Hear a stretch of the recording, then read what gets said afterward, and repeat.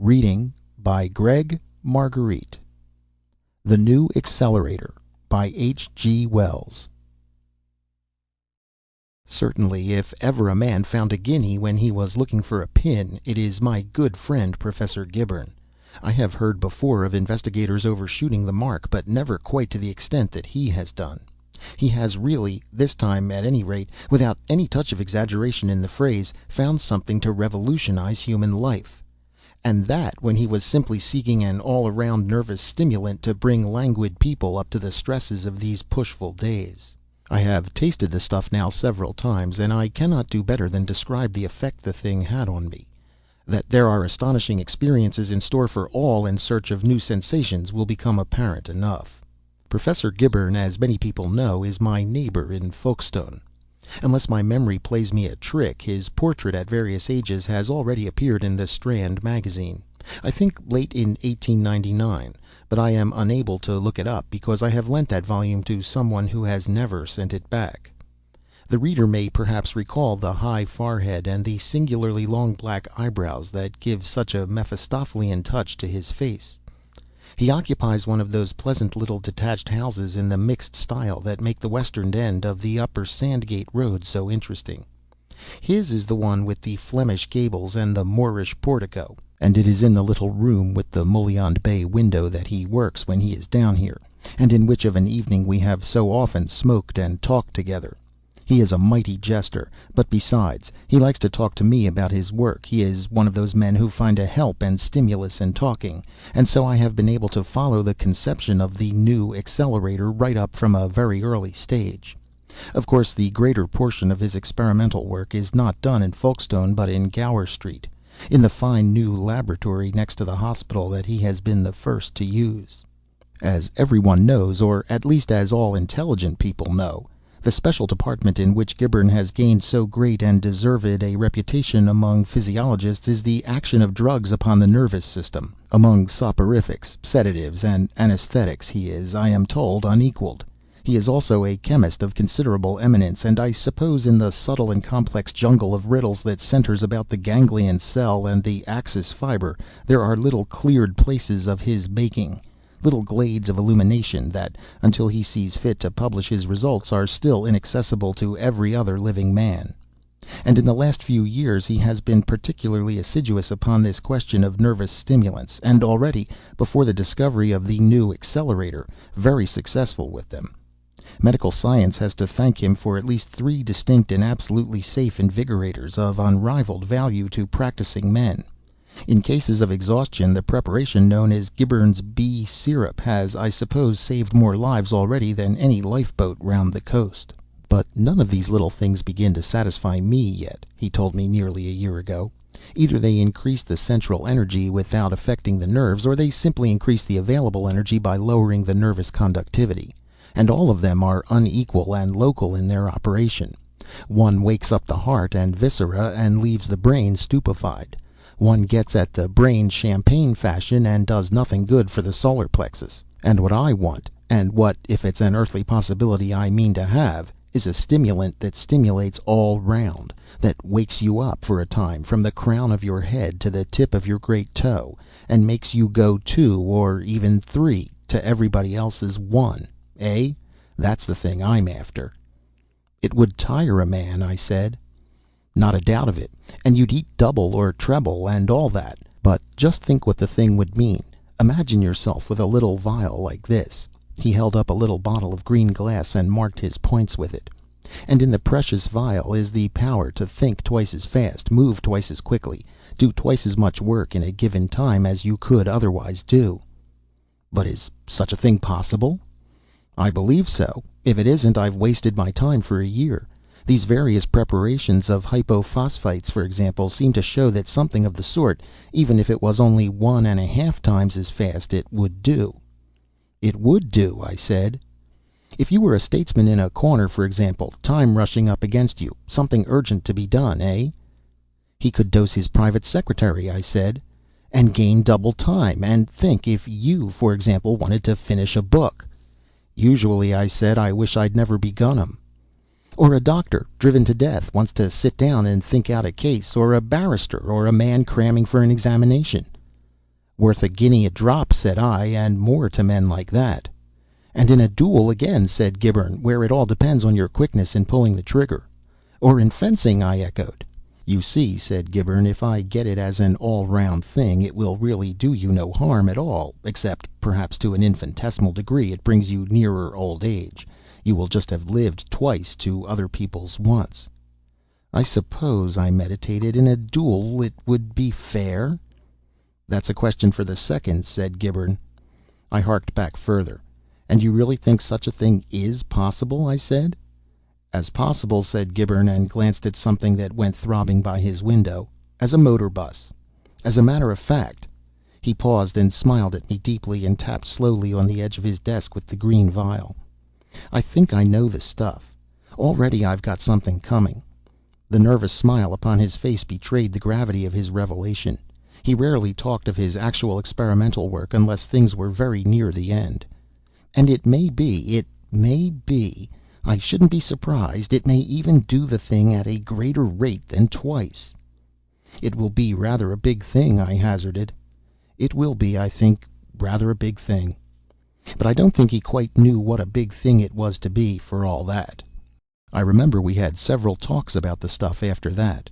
The new Accelerator, he called it, and his tone about it grew more confident on each occasion.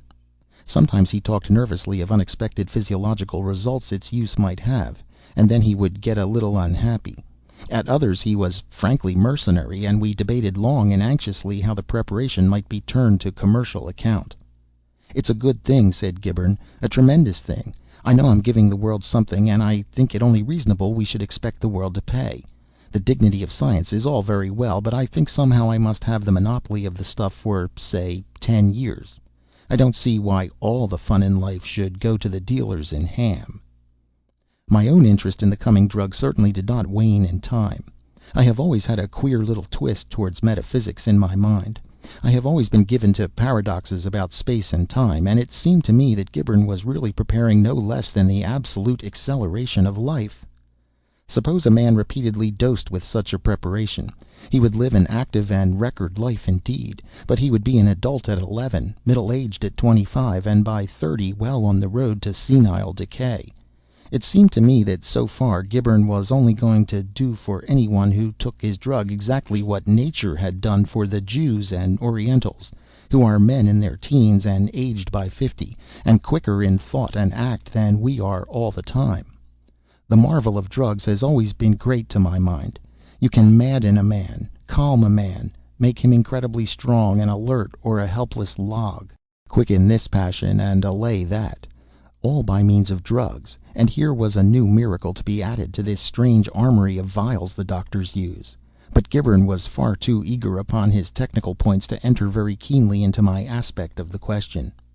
It was the 7th or 8th of August when he told me the distillation that would decide his failure or success for a time was going forward as we talked, and it was on the 10th that he told me the thing was done and the new Accelerator a tangible reality in the world.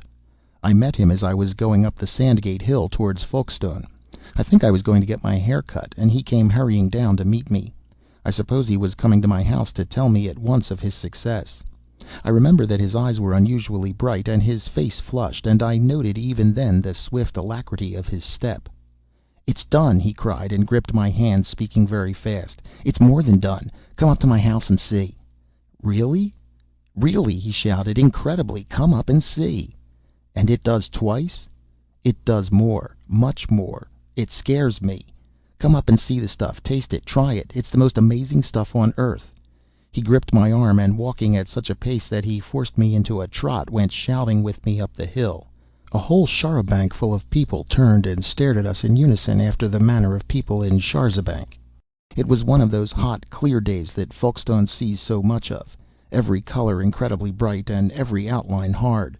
There was a breeze, of course, but not so much breeze as sufficed under these conditions to keep me cool and dry. I panted for mercy. "I'm not walking too fast, am I?" cried Gibberne, and slackened his pace to a quick march. "You've been taking some of this stuff," I puffed. "No," he said, "at the utmost a drop of water that stood in a beaker from which I had washed out the last traces of the stuff. I took some last night, you know, but that is ancient history now." And it goes twice, I said, nearing his doorway in a grateful perspiration. It goes 1,000 times, many thousand times, cried Gibberne with a dramatic gesture, flinging open his early English carved oak gate. Whew, said I, and followed him to the door. I don't know how many times it goes, he said, with his latchkey in his hand. And you? It throws all sorts of light on nervous physiology. It kicks the theory of vision into a perfectly new shape. Heaven knows how many thousand times. We'll try all that after. The thing is to try the stuff now. Try the stuff, I said, as we went along the passage. Rather, said Gibberne, turning on me in his study. There it is, in that little green vial there, unless you happen to be afraid. I am a careful man by nature, and only theoretically adventurous. I was afraid. But on the other hand, there is pride. Well, I haggled, you say you've tried it? I've tried it, he said, and I don't look hurt by it, do I? I don't even look livery, and I feel... I sat down. Give me the potion, I said. If the worst comes to worst, it will save me having my hair cut, and that, I think, is one of the most hateful duties of a civilized man. How do you take the mixture? With water, said Gibberne, whacking down a carafe. He stood up in front of his desk and regarded me in his easy chair. His manner was suddenly affected by a touch of the Harley Street specialist. It's rum stuff, you know, he said. I made a gesture with my hand. I must warn you in the first place, as soon as you've got it down, to shut your eyes, and open them very cautiously in a minute or so's time. One still sees. The sense of vision is a question of length of vibration, and not of multitude of impacts. But there's a kind of shock to the retina, a nasty, giddy confusion, just at the time, if the eyes are open. Keep 'em shut. Shut, I said. Good. And the next thing is, keep still. Don't begin to whack about. You may fetch something a nasty rap if you do.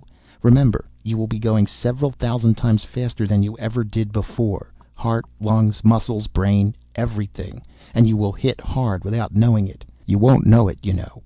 You'll feel just as you do now, only everything in the world will seem to be going ever so many thousand times slower than it ever went before. That's what makes it so deuced queer. Lord, I said, and you mean... You'll see, said he, and took up a little measure. He glanced at the material on his desk. Glasses, he said. Water, all here. Mustn't take too much for the first attempt. A little vial glucked out its precious contents. Don't forget what I told you, he said, turning the contents of the measure into a glass in the manner of an Italian waiter measuring whiskey. Sit with the eyes tightly shut and in absolute stillness for 2 minutes, he said. Then you will hear me speak. He added an inch or so of water to the little dose in each glass. By the by, he said, don't put your glass down. Keep it in your hand and rest it on your knee. Yes, so. And now. He raised his glass.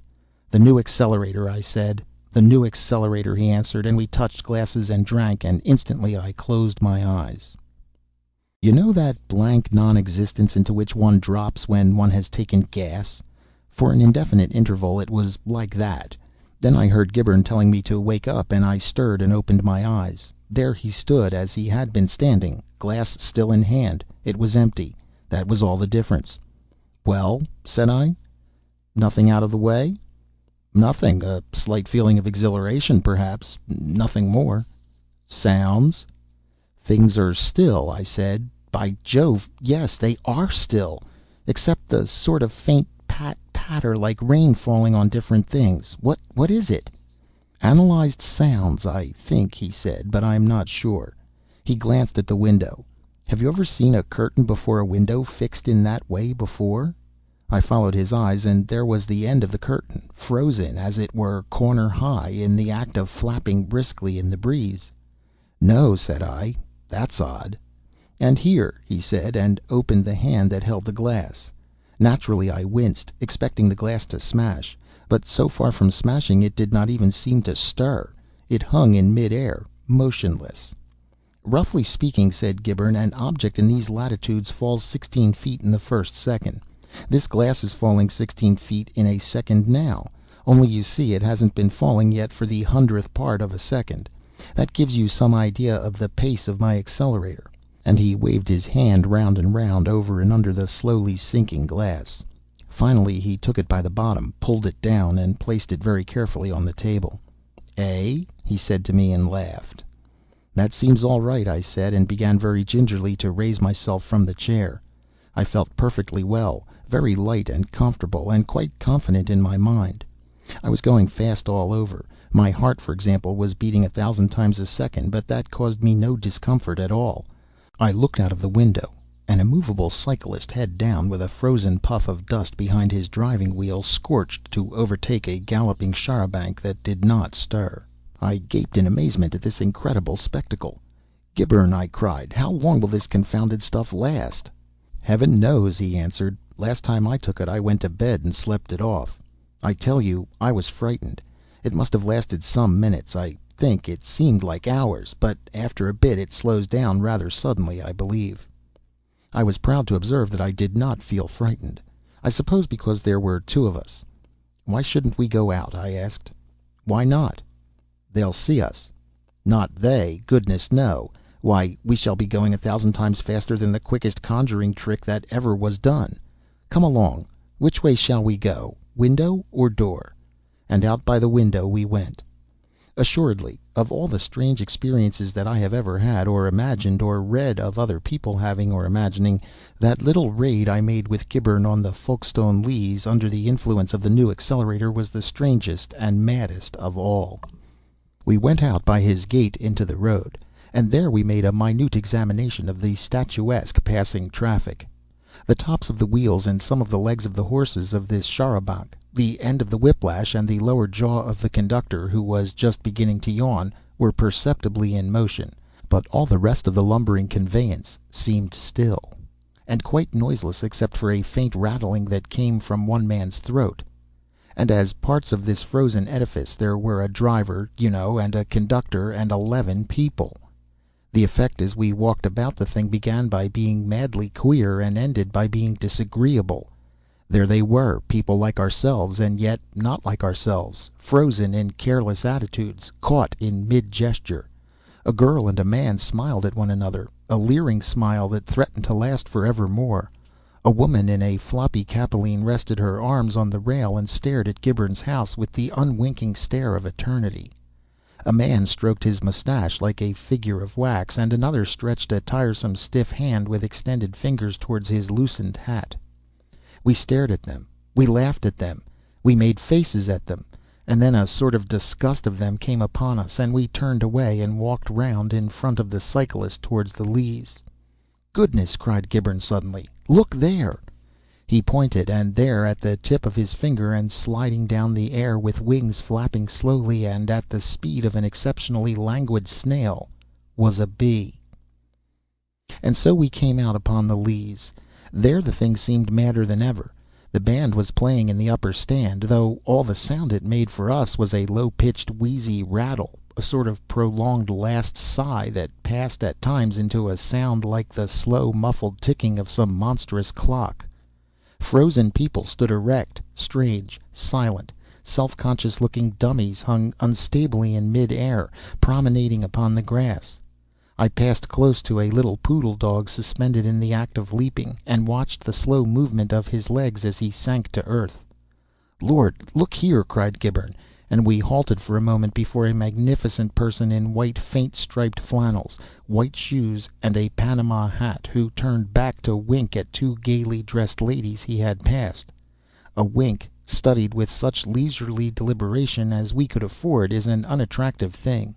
It loses any quality of alert gaiety, and one remarks that the winking eye does not completely close, that under its drooping lid appears the lower edge of an eyeball and a little line of white. "Heaven give me memory," said I, "and I will never wink again." "Or smile," said Gibberne, with his eye on the lady's answering teeth. "It's infernally hot, somehow," said I. "Let's go slower." "Oh, come along," said Gibberne. We picked our way among the bath chairs in the path. Many of the people sitting in the chairs seemed almost natural in their passive poses, but the contorted scarlet of the bandsmen was not a restful thing to see. A purple-faced little gentleman was frozen in the midst of a violent struggle to refold his newspaper against the wind. There were many evidences that these people, in their sluggish way, were exposed to a considerable breeze, a breeze that had no existence so far as our sensations went. We came out and walked a little way from the crowd, and turned and regarded it.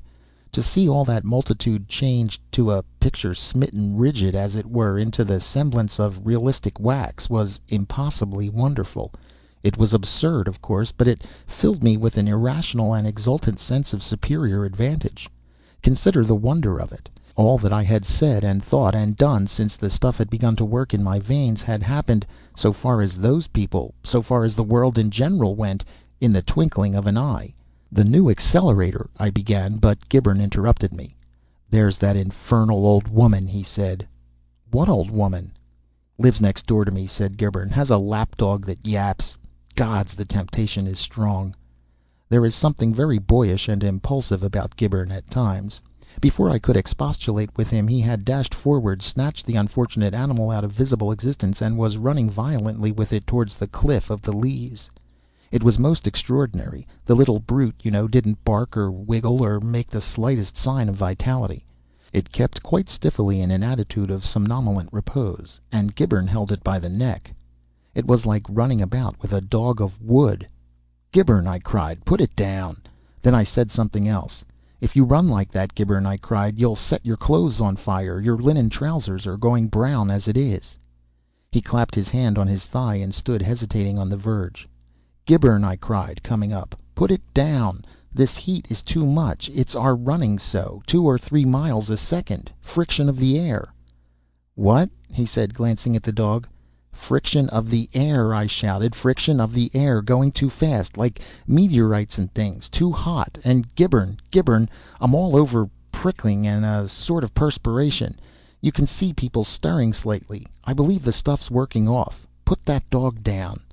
"Eh?" he said. "It's working off," I repeated. "We're too hot, and the stuff's working off. I'm wet through."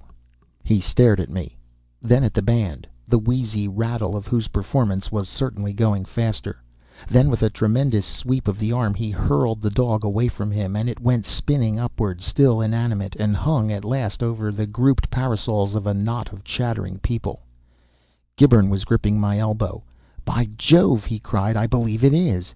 A sort of hot pricking, and yes, that man's moving his pocket handkerchief perceptibly. We must get out of this sharp." But we could not get out of it sharply enough. Luckily, perhaps, for we might have run, and if we had run we should, I believe, have burst into flames. Almost certainly we should have burst into flames.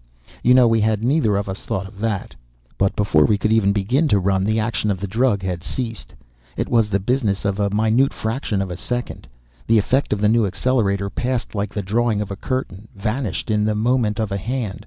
I heard Gibberne's voice in infinite alarm. "Sit down," he said, "and flop down upon the turf at the edge of the Leas." I sat, scorching as I sat. There is a patch of burnt grass there still where I sat down. The whole stagnation seemed to wake up as I did so. The disarticulated vibration of the band rushed together into a blast of music. The promenaders put their feet down and walked their ways. The papers and flags began flapping. Smiles passed into words. The winker finished his wink and went on his way complacently, and all the seated people moved and spoke. The whole world had come alive again, was going as fast as we were, or rather we were going no faster than the rest of the world. It was like slowing down as one comes into a railway station. Everything seemed to spin around for a second or two. I had the most transient feeling of nausea, and that was all.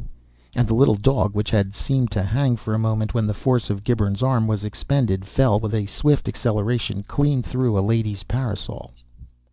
That was the saving of us, unless it was for one corpulent old gentleman in a bath chair, who certainly did start at the sight of us, and afterwards regarded us at intervals with a darkly suspicious eye, and finally, I believe, said something to his nurse about us.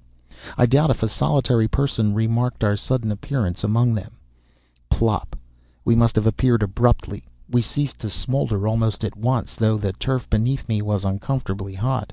The attention of everyone, including even the Amusements Association band, which on this occasion, for the only time in its history, got out of tune, was arrested by the amazing fact, and the still more amazing yapping and uproar caused by the fact that a respectable, overfed lapdog, sleeping quietly to the east of the bandstand, should suddenly fall through the parasol of a lady on the west, in a slightly singed condition due to the extreme velocity of his movements through the air. In these absurd days, too, when we are all trying to be as psychic and silly and superstitious as possible, people got up and trod on other people. Chairs were overturned. The Lees policeman ran. How the matter settled itself I do not know. We were much too anxious to disentangle ourselves from the affair and get out of range of the eye of the old gentleman in the bath chair to make minute inquiries. As soon as we were sufficiently cool and sufficiently recovered from our giddiness and nausea and confusion of mind to do so, we stood up, and skirting the crowd, directed our steps back along the road below the Metropole towards Gibbern's house. But amidst the din I heard very distinctly the gentleman who had been sitting beside the lady of the ruptured sunshade using quite unjustifiable threats and language to one of those chair attendants who have "Inspector" written on their caps. "If you didn't throw the dog," he said, "who did?" The sudden return of movement and familiar noises, and our natural anxiety about ourselves (our clothes were still dreadfully hot, and the fronts of the thighs of Gibbern's white trousers were scorched a drabbish brown), prevented the minute observations I should have liked to make on all these things. Indeed, I really made no observations of any scientific value on that return. The bee, of course, had gone. I looked for that cyclist, but he was already out of sight as we came into the upper Sandgate Road, or hidden from us by traffic. The char a banc, however, with its people now all alive and stirring, was clattering along at a spanking pace, almost abreast of the nearer church.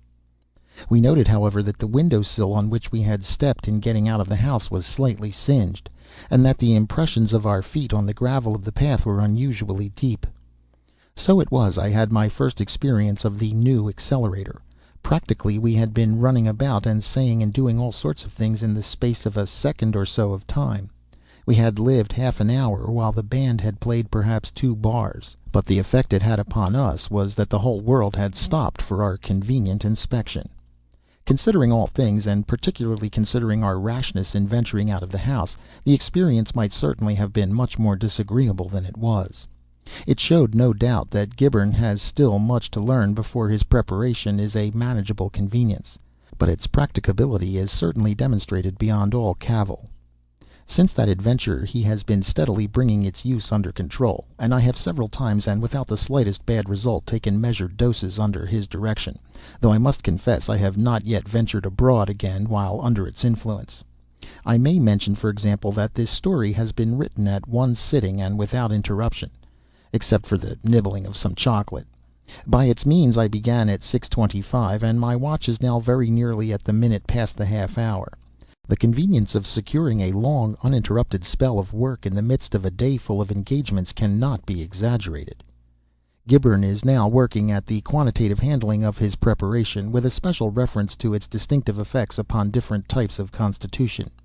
He then hopes to find a retarder with which to dilute its present rather excessive potency. The retarder will, of course, have the reverse effect to the accelerator. Used alone, it should enable the patient to spread a few seconds over many hours of ordinary time, and so to maintain an apathetic inaction, a glacier-like absence of alacrity, amidst the most animated or irritating surroundings. The two things together must necessarily work an entire revolution in civilized existence. It is the beginning of our escape from that time garment of which Carlyle speaks. While this accelerator will enable us to concentrate ourselves with tremendous impact upon any moment or occasion that demands our utmost sense and vigor, the retarder will enable us to pass in passive tranquillity through infinite hardship and tedium.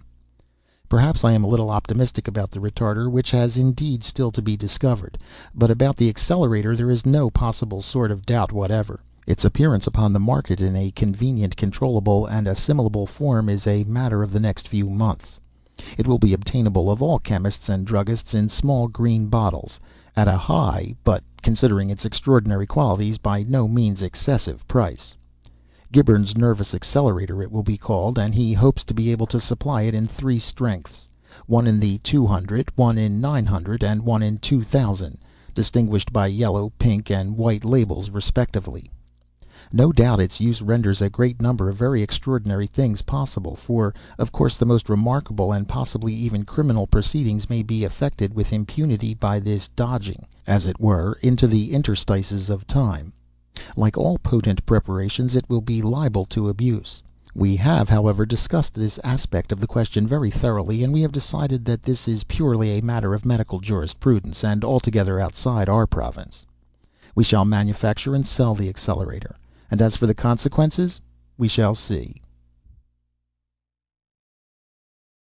End of The New Accelerator by H. G. Wells.